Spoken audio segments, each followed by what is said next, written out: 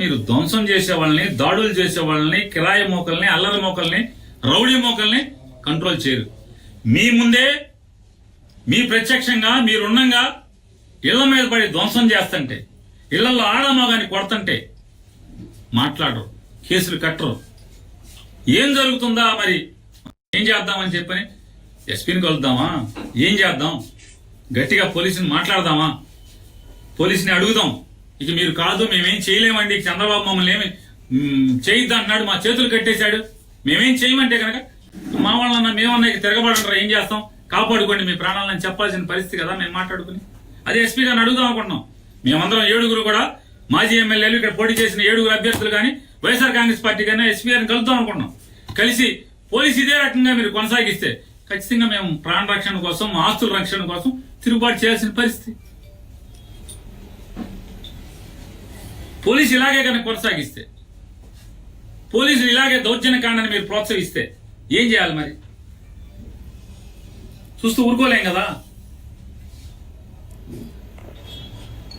ఇళ్ల మీద పడితే ఏం చేస్తారు? మాన ప్రాణాల కన్నా విలువైంది ఏముంటది? ఆస్తులు పోతే పోనీ 2 ఏళ్ళో 7 చాకరీ చేసి సంపాదించుకుంటారు. టీవీ పాత్ర అయితే అప్పో సప్పో చేసో, లేదా అడుక్కున్నాం, లేదా కూలి పని చేసో సంపాదించుకుంటారు. కానీ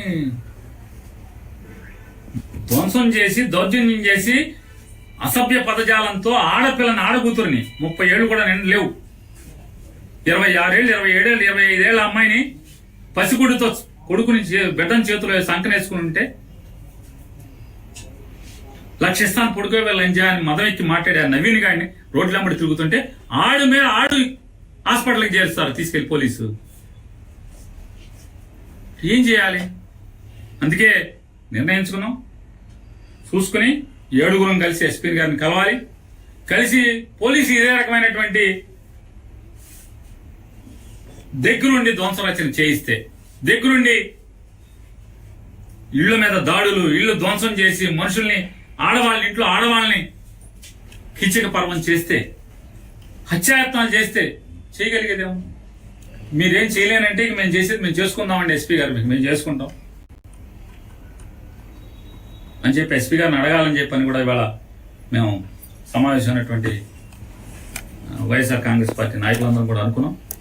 అలాగే ఎవరైతే నిర్బంధంలో ఉన్నారో జోగి రమేష్ గారు కానూరులో నిర్బంధించారు, అట్లాగే అనిల్ గారిని కూడా బెదవాళ్ళలో నిర్బంధించారు, అట్లాగే వంశీ గారిని కూడా బెదవాళ్ళలో నిర్బంధించారు. ఖచ్చితంగా రేపో ఎల్లుండో అందరం కలిసి 7 కలిసి ఎస్పీ గారిని కలిసి, జిల్లా ఎస్పీ గారిని కలిసి ఖచ్చితంగా ప్రశ్నించదలుచుకున్నాం. ఈ రకంగా మీరు కనుక ఇంకా కొనసాగిస్తే, ఇక తిరుగుబాటు తప్పితే మా ప్రాణాలని, మా ఆస్తుల్ని, మా భార్యలు లేదా చెల్లెళ్ళు, తల్లుల యొక్క మాన ప్రాణాలు కాపాడుకోవాలంటే చేయగలిగేది ఏముంది? అంటే ఏం చెప్తున్నారంటే పోలీసు రక్షణతో మమ్మల్ని అందరినీ కూడా వైఎస్ఆర్ కాంగ్రెస్ పార్టీ వాళ్ళు ఊర్లు వదిలి వెళ్ళిపోవాలి. అలాగే హరిని ఒకడు పచ్చి నరహంతకుడు, ఆడది కనపడితే వడదు, మర్డర్ కేసు ముద్దాయి, మామూలు ముద్దాయి కాదు, డబ్బు కోసం అమ్మాయిని కిడ్నాప్ చేసి ముక్కలుగా నరికి తెలంగాణ తీసుకెళ్లి తెలంగాణ శ్మశానంలో కాల్చినటువంటి ముద్దాయి. ఆడి ఫేస్బుక్ లో పోస్టింగ్లు పెడుతున్నాడు. ఒక దళిత కుర్రాడు, బైపాస్ రోడ్డుకి సంబంధించినటువంటి హేమా నాని అనే ఒక దళిత కుర్రాడు మీద పోస్టింగ్లు పెడుతున్నాడు. అతను భయపడి పారిపోయాడని చెప్పని, అరే నువ్వు పారిపోయావరా, నువ్వు బందర్ మీద ఎప్పుడు వస్తే అప్పుడు నీకు దండేయటమే. బహిరంగంగా పోలీస్ కంప్లైంట్ ఇచ్చాం, వాళ్ళ అమ్మా నాన్న చర్యలు లేవు, ఎస్పీ గారు చర్యలు లేవు. హరి ఆడిపోయారు, నల్ల హరి అంటారు, కొరియర్ సీను రౌడీ షీటర్, ఆ యాదవుల ఇంటి మీద పడి ధ్వంసం చేశాడు, కేసు లేదు. ఇవాళ బందర్లో ఉన్నటువంటి రౌడీ షీటర్లు, పాలకేంద్రం చిలకలపూడి పాలకేంద్రం సురేష్ అనేవాడు ఇవాళ ఈ ధ్వంసంలో మన 8వ వార్డులో విశ్వబ్రాహ్మణ కాలనీలో అలుగోజు రాజశేఖర్ ఇంటికి వెళ్ళారు. అలుగోజు రాజశేఖర్ విశ్వబ్రాహ్మడు అలుగోజు రాజశేఖర్ కంసాల పని చేసుకుంటాడు, బతుకుతూ ఉంటాడు భార్య పిల్లల్ని. అతని